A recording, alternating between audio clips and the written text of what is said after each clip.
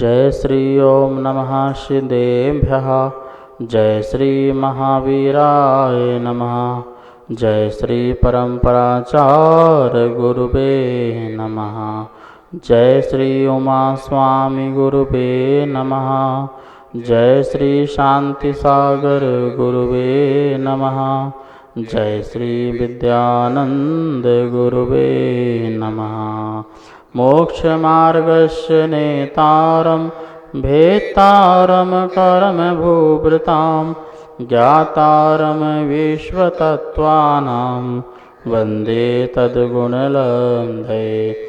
मङ्गलं भगवान् वीरो मङ्गलं गौतमो गणी मङ्गलं कुन्दकुन्दार्यो जैन धर्मोस्तु मंगलम। तत्वार्षुत परम मांगलिक ग्रंथ है। आचार्य कुंद के पट्ट शिष्य आचार्य उमा स्वामी द्वारा यह विक्रम की प्रथम शताब्दी में लिखा गया सूत्रात्मक शैली है। संस्कृत इसकी भाषा है। 10 अध्याय विभाजित है। 7 तत्वों का वर्णन है। हम सभी लोग तत्वार्षुत में 6वें अधिकार को देख रहे थे, जिसमें आश्रय तत्व अधिकार के बारे में समझ रहे थे। कैसे कैसे क्या क्या परिणाम करते हैं, तो किन किन कर्मों का आश्रय हुआ करता है। यहाँ पर आयु कर्म के आश्रय के कारण के लिए हम पढ़ रहे थे। अभी तक अपन ने नरक आयु और तिरंज आयु के आश्रय के बारे में जाना। बहुत आरंभ बहुत परिग्रह के भाव रखने से नरक आयु का आश्रय होता है। मायाचार रूप परिणाम आदि करने से तिरंज गति का आश्रय होता है।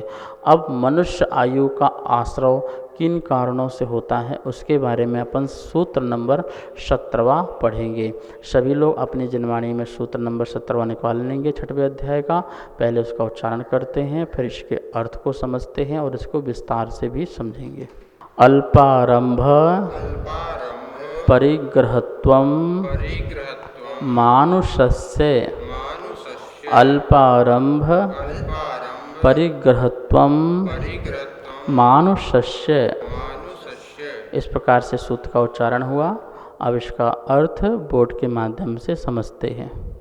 6वें अध्याय का सूत्र नंबर 17वां। अल्पारंभ परिग्रहत्वं मानुषस्य। अल्पारंभ परिग्रहत्वं मानुषस्य, ये सूत्र का उच्चारण हुआ। इसकी संधि करते हैं अल्प प्लस आरंभ, ये इसकी संधि हुई। अल्प आरंभ और अल्प परिग्रह। यहाँ पे जो अल्प शब्द है वो प्रारंभ दीपक होता है। प्रारंभ दीपक का मतलब क्या, जैसे आगे वाले कमरे में दीपक जला दिया तो पीछे के जो कमरे हैं उनमें प्रकाश पहुँच रहा है, तो वो हो गया पहला जो दीपक हो गया वो आदि दीपक हो गया। ठीक है ना। एक मध्य का दीपक की बीच के कमरे में दीपक रख दिया तो आगे वाले कमरे में भी और पीछे वाले कमरे में प्रकाश जा रहा, वो मध्य का दीपक हो गया। एक अंत दीपक होता है जो पीछे वाले कमरे में रखा तो आगे वाले समस्त कमरों में उसका प्रकाश जा रहा है, वो अंत दीपक हो गया। यहाँ अल्प शब्द क्या हुआ, ये आदि दीपक है। तो अल्प को आरंभ भी लगाना है और अल्प को परिग्रह के साथ भी लगाना है। ये त्वा प्रत्यय जो है आरंभ के साथ भी लगाएंगे। तो अल्प आरंभत्वम अल्प परिग्रहत्वम। त्वम प्रत्यय बताया था, ये भाववाचक होता है, उसका भाव बताने के लिए। तो आरंभ पना और परिग्रह पना। कैसा, अल्प आरंभ पना और अल्प परिग्रह पना का जो भाव है वो मानुषस्य। ये षष्ठी का एक वचन, मनुष्य शब्द में शस्य प्रत्यय लगा है षष्ठी के। बालकस्य रामस्य, ऐसे मानुषस्य। तो मनुष्य का मतलब मनुष्य आयु के आश्रय का कारण क्या है, अल्प आरंभ और अल्प परिग्रह। देखिए यहाँ लिखा है मनुष्य आयु के आश्रय के कारण।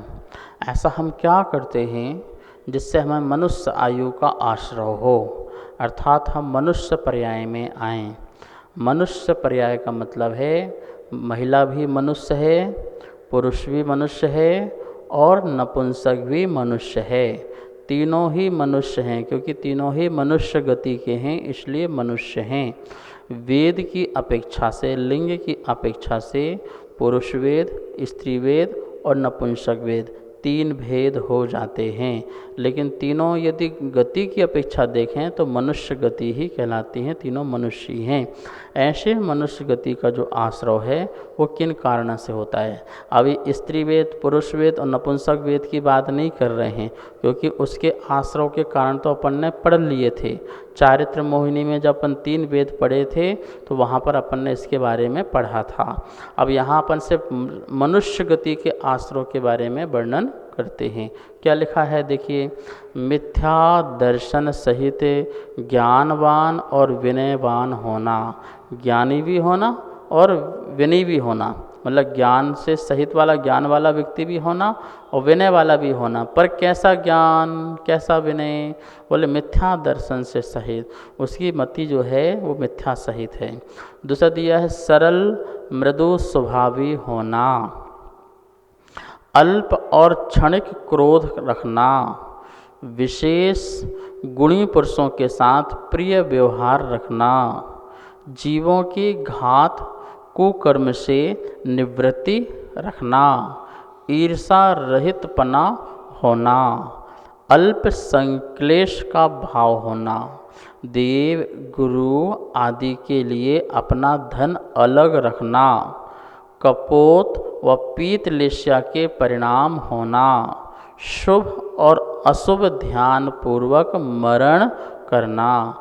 और भी बहुत कारण हैं, अभी इन कारणों में अपन चर्चा करते हैं। ये सभी जो हैं मनुष्य आयु के आश्रव के कारण हैं। मिथ्या श्रद्धा, खोटी श्रद्धा, विपरीत श्रद्धा, संशयात्मक श्रद्धा, ऐसी श्रद्धा जिस व्यक्ति के अंदर होती है, जिसको परंपरा से मिथ्या ज्ञान की श्रद्धा प्राप्त हुई है, ऐसा व्यक्ति ज्ञानवान हो, उसने बहुत स्वाध्याय का अध्ययन कर लिया हो। जैसे इंद्रभूति गणधर जो थे, जो पूर्व अवस्था में कितने महाज्ञानी थे, बाद में उनको सम्यक ज्ञान हुआ, तो बोले ऐसे बहुत महाज्ञानी हों। और विनयवान, विनय को धारण, उनके अंदर सरलता हो, विनय का परिणाम रहता हो, झुकते हैं, नम्र भाव रखते हैं। पर ये सब ज्ञानवान और विनयवान होते हुए मिथ्या श्रद्धा होने के कारण यदि इनका इस समय आश्रय यदि होता है तो कौन सा होगा? वह आश्रय होगा मनुष्य गति का। जैसे कि आपको पता ही है मनुष्य गति का आश्रय कौन से गुण स्थान में होता है, तो मनुष्य गति का आश्रय भी पहले दूसरे गुण स्थान में होता है। तीसरे गुण स्थान में किसी भी आयु का आश्रय नहीं होता, न देव, न मनुष्य, न त्रियंच और न नारकी। इनका किसी भी गुण स्थान में, मतलब तीसरे गुण स्थान में आश्रय किसी का भी नहीं होता है। चौथे गुण स्थान से जो है वो देव आयु का आश्रय होता है। तो अब 2 ही गुण स्थान बचे हैं, एक तो मनुष्य, दूसरा गुण स्थान और एक पहला गुण स्थान। तो इसलिए यहाँ पर मिथ्या दर्शन शब्द साथ में लगाया है कि मिथ्या सहित हो, पर मिथ्या सहित में कौन सा? भद्र परिणामी हो, सरल स्वभावी हो। तो ऐसा व्यक्ति जो है ज्ञानवान विनयवान हो तो वह मनुष्यायु का आश्रय कर लेता है। फिर दिया सरल व मृदु स्वभावी होना। जो मृदु स्वभावी है, सरल भी है और मृदु स्वभावी है। मृदु स्वभावी का अर्थ क्या लेना है कि जो मिथ्या सहित तो है लेकिन दान पुण्य आदि में कार्य में लगा रहता है, ऐसा मृदु स्वभावी, क्रोध नहीं करता हो अधिक रूप से, ऐसा मृदु स्वभावी वाला हो। अल्प और क्षणिक क्रोध रखने वाला हो। क्या हो? क्रोध आता हो, अल्प आया और क्षणिक मात्र में क्या हो गया? समाप्त हो गया, ऐसा जीव। विशेष गुणी पुरुषों के साथ प्रिय व्यवहार रखने वाला हो। जो विशेष गुणी लोग हैं, गुणवान लोग हैं, उनके साथ कैसा? प्रिय व्यवहार रखने वाला हो, प्रिय संभाषण करने वाला हो। ऐसा व्यक्ति भी मनुष्यायु के आश्रय को ग्रहण करता है। जीवों के घात और कुकर्म से निवृत्ति रखने वाला हो। जो जीवों का घात ना करता हो और किसी प्रकार का कुकर्म ना करता हो, ऐसा जीव, उससे निवृत्ति रखने वाला। ईर्षा रहितपना होना। जिसके अंदर ईर्षा है ही नहीं, किसी प्रकार की किसी से भी ईर्षा नहीं रखता हो। देखो सरल स्वभावी होगा तो ईर्षा क्यों करेगा? सरल स्वभावी और ईर्षापन एक साथ नहीं रह सकते हैं। जहाँ ईर्षा है वहाँ सरलता नहीं है, जहाँ सरलता है वहाँ ईर्षा नहीं हो सकती। दोनों विरोधी तत्व हैं। इसका मतलब सरल व्यक्ति ही मनुष्यायु का आश्रय करता है। ईर्षाला व्यक्ति जो होता है वो जटिल आदमी है। मायाचारी व्यक्ति ईर्षालु होता है, वो बहुत जटिल आदमी होता है। और जटिल वाला व्यक्ति तो तिरंच आयु का आश्रय करेगा। और यहाँ तो सरलता से मनुष्य आयु के आश्रय की बात चल रही है। अल्प संक्लेश भाव रखने वाला हो, आशाता का उदय सबको उदय आता है। यदि उस भद्र मिथ्या दृष्टि जीव को, चाहे वो तिरंच में हो, चाहे वो मनुष्य में हो, चाहे वो देव में हो, चाहे वो नारकी में हो, चारों गति में कहीं भी हो, और भद्र मिथ्या दृष्टि जीव है, तो उसके संक्लेश परिणाम जो हैं बहुत तीव्र ना हो, मंद हो, तो उस समय यदि उसका आश्रय होता है तो कौन सा होगा? मनुष्यायु का। मान लो कि कोई अपने रास्ते में अपने कोई जानवर देख रहे हैं, गाय है, बैल है, कुत्ते हैं, आदि अनेक प्रकार के जानवर होते हैं। तो कभी कभी देखो इनमें कितनी सरलता होती है। कोई इनको छू भी ले तो कुछ बोलते नहीं हैं, उनको टच भी कर लो, उनको गले भी लगा लो, उनके पास ही खड़े हो जाओ तो वो कुछ कहते नहीं हैं। मतलब कितनी उनके भद्र परिणामी होते हैं। कभी आपने कोई देखना, कोई गाय बहुत उद्दंड होगी, जिसके पास खड़े भी नहीं हो, दूर भी खड़े होना डर लगता है, देखने से भी डर लगता है। और कभी कभी इतनी भोली भाली गाय होती हैं, उनको हाथ फेर लो, पुचकार लो, उनके गले भी लगा लो, या बैठ भी जाओ, ठीक है ना। तो इस प्रकार से वो कुछ भी नहीं बोलती हैं। तो कितने उनके भद्र परिणाम हैं, संक्लेशों में कितनी हानि है। तो वो बोल रहे हैं कि ऐसे संक्लेश हानि वाले जो जीव होते हैं, चाहे वो तिरंच हों, चाहे कोई सी भी गति के जीव हों, तो वो जीवों का यदि आश्रय उस समय यदि होगा तो कौन सा आश्रय होगा? मनुष्य पर्याय का आश्रय होगा। इन्हीं सब कारणों से तिर्यंच जीव भी मनुष्य बन जाते हैं। तिरंच जीव भी जिस समय शांत स्वभाव से बैठे होते हैं, उन्हें किसी प्रकार से किसी का संक्लेश परिणाम नहीं होता है, और क्रोध का अभाव करते हैं। और उस समय उनके परिणामों से जो आश्रय होता है, उस समय यदि आयु का बंध बनता है तो मनुष्य आयु का उनको आश्रय हो जाता है। देव गुरु आदि के लिए अपना धन अलग रखने वाले व्यक्ति भी, जो देव गुरु भगवान की पूजा करना है, नित्य पूजा करना है, महापूजाएँ करवाना है, आदि मंदिर निर्माण आदि करना है, जीर्णोद्धार प्रतिष्ठा, महाविधान, दान पुण्य, 4 प्रकार के मुनिराजों को आहार दान आदि अनेक प्रकार के धार्मिक सत्कार करने आदि के लिए जो अपने धन में से अतिथि संविभाग नाम का धन निकालता है, धर्म क्षेत्रों में दान देने के लिए विभाग बनाता है, वो व्यक्ति, ऐसे धन रखने वाला जो व्यक्ति है धर्म आदि के नाम से, वो व्यक्ति भी यदि उस समय उसके परिणामों में इतना अच्छा भाव रहता है, आश्रय होता है, तो मनुष्य पर्याय का आश्रय होगा। कापोत और पीत लेस्या के परिणाम होना, जो लेस्याओं में कापोत के कम और पीत लेस्या के परिणाम जिसमें अधिक हों, अनुभाग अधिक हों, तो ऐसे परिणाम वाले जो जीव हैं उनके भी मनुष्य आयु का आश्रय का कारण होता है। शुभ और अशुभ ध्यान पूर्वक मरण करना। शुभ ध्यान पूर्वक क्या करना? जो मरण करते हैं, शुभ ध्यान और अशुभ ध्यान पूर्वक जो मरण करते हैं, लेकिन परिणामों में सरलता हो। क्या हो? शुभ ध्यान करते समय तो हो ही हो, लेकिन अशुभ ध्यान जिस समय हम कर रहे हैं, खाने पीने विचार रख रहे हैं, उस समय परिणाम यदि क्या हो, सरल आदि हो, तो बोले उस समय भी क्या मनुष्य आयु का आश्रय हो जाता है। इस प्रकार से शुभ अशुभ दोनों प्रकार के परिणामों से भी मनुष्य आयु का आश्रय होता है, पर कंडीशन यही है, सरल और मृदु स्वभावी होना बहुत जरूरी है। इन सभी कारणों से मनुष्य आयु का आश्रय हुआ करता है। नमोस्तु आचार्य श्री जी। आचार्य श्री जी, ऐसा कौन सा काम करते हैं जीव जो भोग भूमि के मनुष्य में जन्म लेते हैं?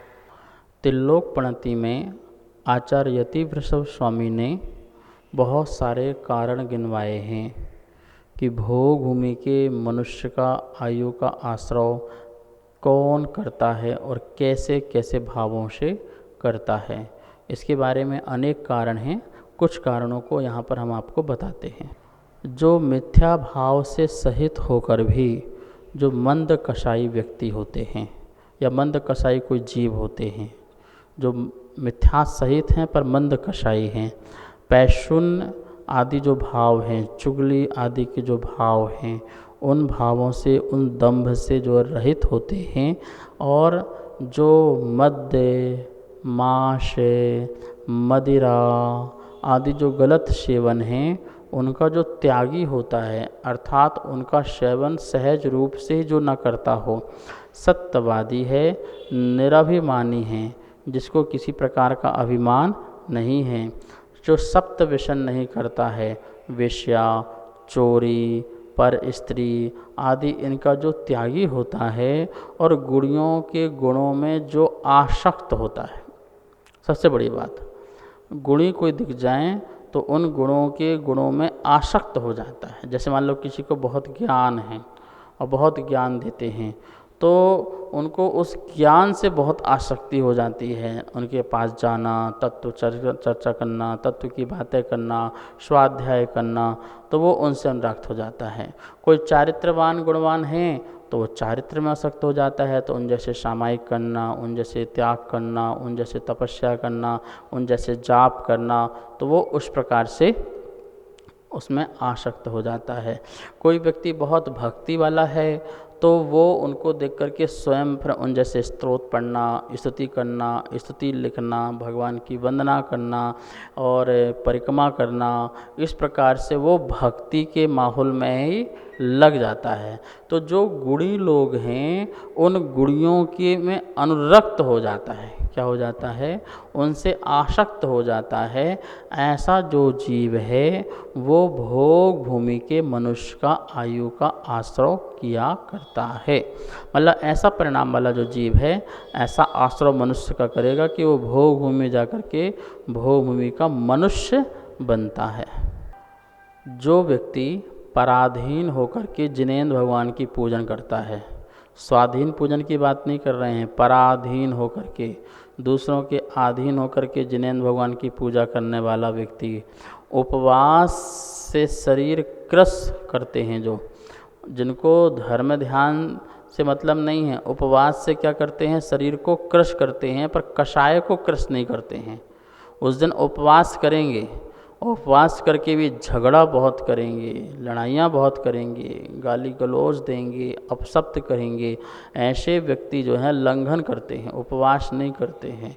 और ये उपवास जो है करने वाला व्यक्ति को क्या होगा, भैया इनको आपको भोग भूमि के मनुष्य जरूर बन जाओ, क्योंकि आपने उस दिन कम से कम जो खाने पीने की जो आसक्ति है वो तो तुमने छोड़ी, लेकिन अन्न संबंधी जो आसक्ति थी कषाय वो तुमने नहीं छोड़ी। लेकिन उस समय तुम्हें यदि आश्रय होगा तो भोग भूमि के मनुष्य का आश्रय हो जाएगा। आर्जव आदि धर्म से जो क्या है संपन्न हैं, उत्तम, क्षमा, मार्दव, आर्जव, वैसे संपन्नता तो नहीं हो सकती जैसे मुनि और आचार्यों की होती है, लेकिन कुछ अंशों में भी यदि होती है। मिथ्या दृष्टि जो जीव हो, जिसको मंद कषाय हो और उसके अंदर सरलता है, आर्जव मतलब सरलता है, मार्दव मतलब विनम्रता है, और शौच मतलब जिनमें पवित्रता परिणाम है, और जीवों के प्रति क्षमा भाव है, ऐसे मंद कसाई मिथ्या दृष्टि जीव के अंदर कोई परिणाम हो और उस समय यदि आश्रय हो रहा हो आयु का, तो कौन सा आश्रय होगा, वो आश्रय होगा भोग भूमि के मनुष्य गति का आश्रय होगा। ठीक है। और भी बातें लिखी हुई हैं, जो योगों से युक्त हैं सम्यक्त्वी मुनि को आहार देते हैं। जो सम्यक्त्वी मुनिराज जो हैं, जो सम्यक दर्शन को धारण किए हुए हैं, ऐसे मुनिराज को आहार देने वाले भी भोग भूमि में मनुष्य होते हैं। जो उत्तम एवं विविध प्रकार के योगों से युक्त होते हैं, जो उत्तम जो योग होते हैं, जैसे शरीर, जैसे पद्मासन है, खड़गासन है, अच्छे आसन हैं, और मन वचन काय तीनों को लगा लें। काय संबंधी उत्तम योग, वचन संबंधी उत्तम योग और मन संबंधी जो उत्तम योग हैं, इनसे युक्त होते हैं। अत्यंत निर्मल सम्यक्त के धारक हैं और परिग्रह से रहित ऐसे यतियों को भक्ति से आहार देने में तत्पर होते हैं। जो उत्तम योग आदि से सहित हैं ऐसे सम्यक्त्वी मुनि और जो परिग्रह से रहित हैं ऐसे मुनिराज को क्या करते हैं, भक्ति करते हैं, उनकी भक्ति करते हैं, उनका गुणगान करते हैं, उनको आहार देने में तत्पर रहते हैं। ऐसे मुनिराजों को आहार देने वाले भी भोग भूमि में क्या होते हैं, उत्पन्न होते हैं। जिन्होंने पूर्व भाव में मनुष्यायु को बांध लिया है और पश्चात तीर्थंकर के पादमूल में छायक सम्यक प्राप्त किया हो, ऐसे कितने ही सम्यक दृष्टि पुरुष भी भोग भूमि में उत्पन्न हो जाते हैं। ध्यान रखना, सम्यक दृष्टि उत्पन्न होता है, पर कौन सा सम्यक दृष्टि उत्पन्न होता है, यहाँ पर कंडीशन ध्यान रखना। जिसने सम्यक दर्शन के पूर्व मनुष्य आयु का आश्रय कर लिया हो, तत्पश्चात तीर्थंकरों आदि के पाद मूल आदि में छायक सम्यक दर्शन धारण कर लिया हो, ऐसा जीव कहा जाता है उसके प्रभाव से भोग भूमि के मनुष्य बनता है। ठीक है ना। और कारण बताया यहाँ पर, मिथ्या दृष्टि मनुष्य निर्गंथ यतियों को दान आदि देकर पुण्य का उदय आने पर भोग भूमि में उत्पन्न होते हैं। शेष कितने ही मनुष्य आहार दान, अभय दान, विविध प्रकार की औषधि और ज्ञान के उपकरण, पुस्तक आदि दान में देकर के भोग भूमि में उत्पन्न हो जाते हैं। नमोस्तुते श्री। मिथ्या दृष्टि जीव तो मंद कसाई है, वह आहार दान से भोग भूमि में जन्म ले सकता है, तो क्या मिथ्या दृष्टि जीव आहार दान दे सकता है?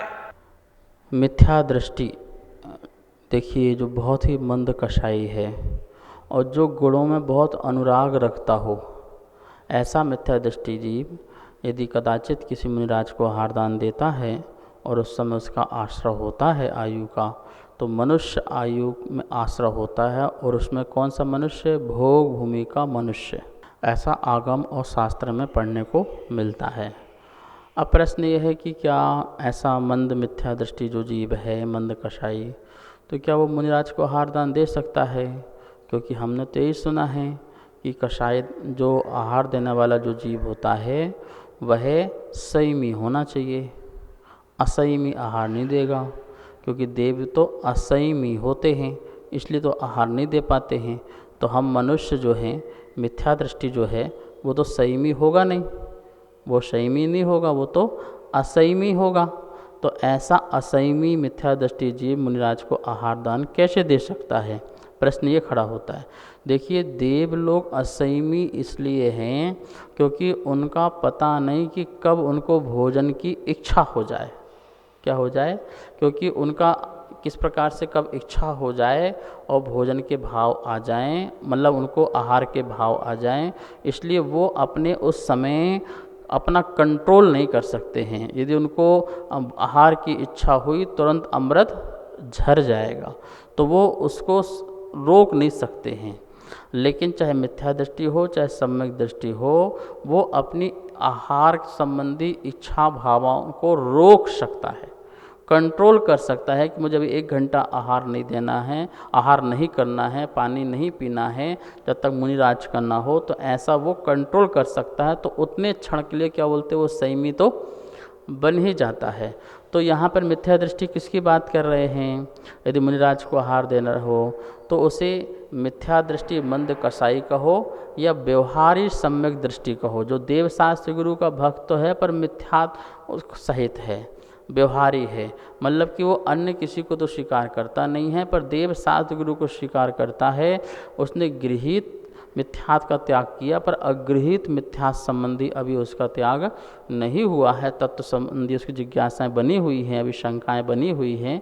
तो इस प्रकार से ऐसा भद्र मिथ्या दृष्टि जीव भी मुनि राजों को प्रगाहन करके आहार दान देता है, क्योंकि गुणों में आसक्त है और उतने समय तक वो किसी प्रकार का भोजन पानी आदि ग्रहण नहीं करता है, संयम का भाव रखता है और संयम कंट्रोल अपने आप को कंट्रोल कर सकता है।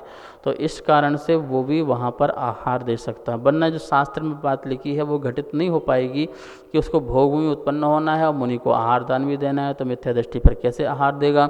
उतने क्षण के लिए वो संयमी बनता है। और ध्यान रखना, वो जो आचरण चीज़ें हैं, कुछ आचरण हैं, जैसे सप्तव्यसन का त्याग है, अष्टमूल गुण का त्याग है, तो वो मिथ्या दृष्टि भी त्याग कर देता है। प्रतिमा धारण आदि नहीं कर पाता है, मात्र प्रतिमाएं उसके पास ना हो, लेकिन सम्यक दर्शन भी उसके पास ना हो, लेकिन सप्तव्यसन का त्यागी तो मिथ्या दृष्टि भी हो सकता है, सप्तव्यसन का त्यागी तो अष्टमूल गुण का त्यागी तो मिथ्या दृष्टि भी हो सकता है। तो उस रूप त्याग, उसका जो संयम है, उससे प्रभाव से वह आहार आदि दे करके अपने भोग भूमि की जीव आश्रय कर लेता है।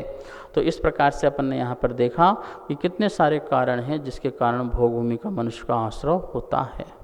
तो मुनियों को आहार दान देना, शास्त्र दान देना, ज्ञान दान देना और अभय दान देना आदि 4 प्रकार के दान देने वाला जो व्यक्ति भव्य जीव मिथ्या दृष्टि मंद कषाय यदि हो, तो वह भी उसके प्रभाव से भोग भूमि के में मनुष्य होकर के जन्म ले लेता है, ऐसा आश्रय वो करता है। तो इस प्रकार से अपन ने आज देखा कि अल्प आरंभ और अल्प परिग्रह के प्रभाव से जो जीव जो है मनुष्य आयु का आश्रय करता है। इसमें और भी अनेक कुछ बातें हैं, उसके बारे में अपन कल चर्चा करेंगे। आज स्वाध्याय संपन्न करते हैं। आइए अब यहाँ पर जनवाणी स्तुति करते हैं। जावाणी के ज्ञान से सूझे लोकालो, सो वाणी मस्तक धरो सदा देत हो धो। हे जनवाणी भारती तो हे जपो दिन रेन, जो तेरी सरना धरे सो पावे सुख चैन। सभी को बहुत बहुत मंगल आशीर्वाद। सभी स्वाध्याय प्रेमी बंधुओं को सादर जय जिनेन्द्र। हमारे बीच तत्वार्थ सूत्र जी की 2य अध्याय की पुस्तक छपकर आ चुकी है, जो कि आप सभी लोग मंगवा सकते हैं। नीचे दिए गए नंबरों पर संपर्क करें और पुस्तक मंगवा लें। और 3रे अध्याय की पुस्तक छपने के लिए जा चुकी है, आप सभी लोग उसमें भी सहयोग करें। धन्यवाद। जय जिनेन्द्र।